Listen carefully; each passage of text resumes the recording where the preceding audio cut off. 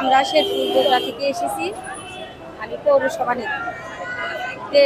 আমরা এই জন্যে এসেছি যে আমরা এই 17 বছর কত হামলা মামলা নির্যাতন করেছে আমাদের মা।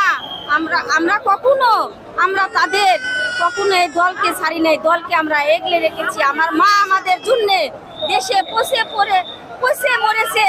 কত শাস্তি, কত অপবাদ, কত দুর্নীতির তাকে কত শাস্তি দিয়েছে। তারপরে আমার মা আমাদের ছেড়ে কোথাও যায়নি। কত অসুস্থ হয়েছে, আমরা কত আন্দোলন করেছি, কত সংগ্রাম করেছি, কত লড়াই করেছি যে আমার মাকে একটু চিকিৎসার সুযোগ দেন। কিন্তু এই শেখ হাসিনা কখনো তা দেয়নি। কিন্তু তবু আমার মা দেশ ছাড়েনি, তবু আমার মা সন্তান করে কখনো ছাড়েনি। কিন্তু শেখ হাসিনা তুমি দেখো দেশের নেত্রী কেমন হয়, দেখে যাও তুমি কোথায় তোমার দুর্নীতি করে তুমি পলায়ে গেছো, তোমার সন্তান করে কোথায় রেখেছো।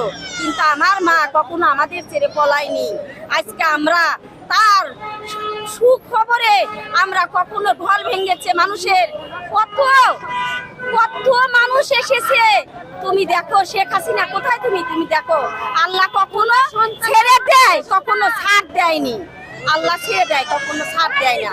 কিন্তু আমাদের একটাই গর্ব যে আমরা শেরপুর বগুড়া থেকে আমার মাকে আমরা দেখতে এসেছি যে আমার মা কত সুন্দর একটা সুস্থ স্বাভাবিক হয়ে ফিরে এসেছে।